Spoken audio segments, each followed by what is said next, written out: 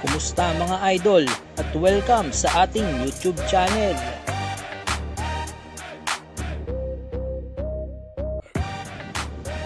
Yo, kumusta mga idol and welcome sa ating YouTube channel. Here's your Kuya Tabs and nagpapasalamat ako sa lahat ng nag-like, share and subscribe sa ating video.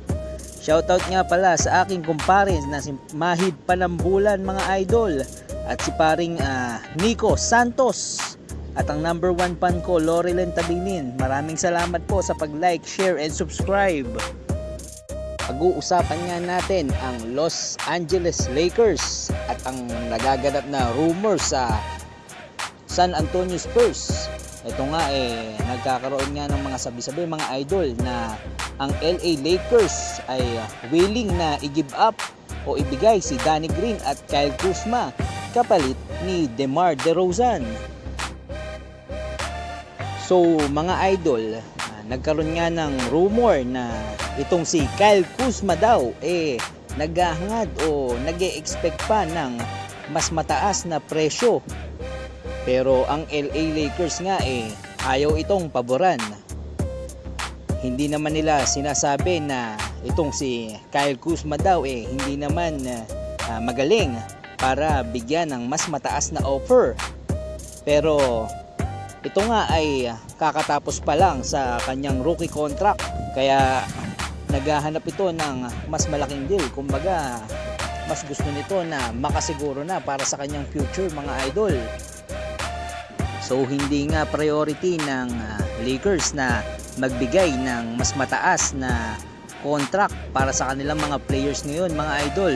So possible na hindi maganap itong gusto ng ating Kyle Kuzma.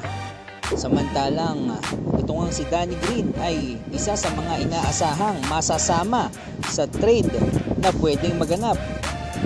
Hindi nga malabo ito mga idol dahil si Danny Green lang naman ay kinuha upang mapataas sa outside shooting ng LA Lakers. Subalit ito nga nakaraang season parang bumaba ang shooting ability nito. Si Danny Green ay may season stats na 8 points per game, 3.3 rebounds per game at 1.3 assists per game. At ang field goal nga niya sa 3-point shooting ay 41.6 lang.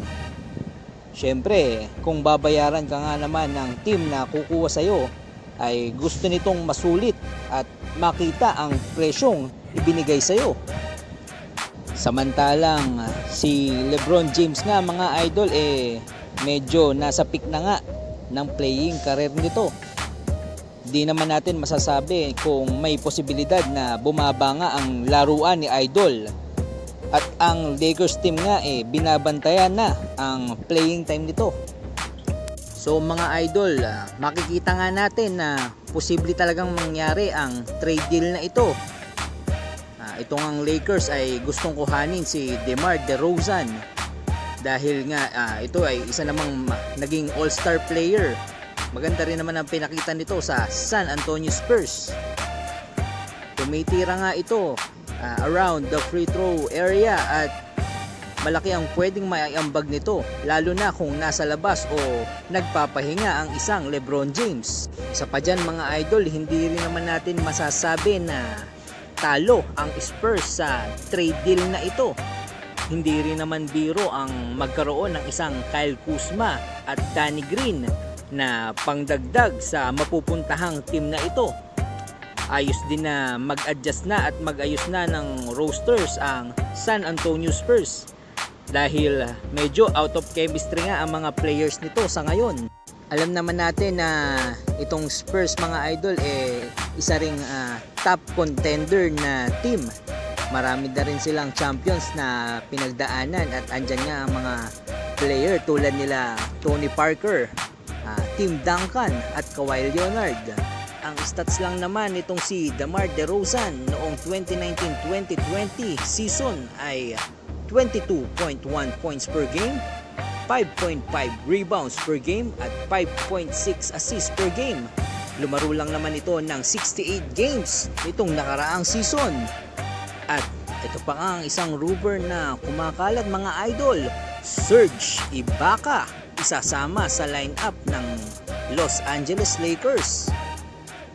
Si Serge Ibaka nga mga idol ay magiging isa ng free agent dahil nga parang aalis na sa ibang core ng Lakers tulad nila Rajon Rondo na alam naman natin na napupusuan ng Clippers, Dwight Howard na kinukuha nga ng Golden State Warriors, ay malaki ang posibilidad na ito'y kuhanin ng Lakers team, itong si Serge Ibaka.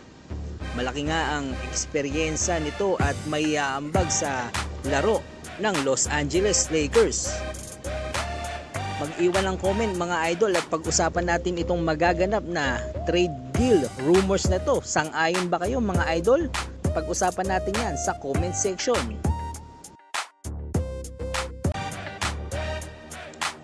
Mag-iwan ng comment, like, share and subscribe. Ito ang BGC Sports TV.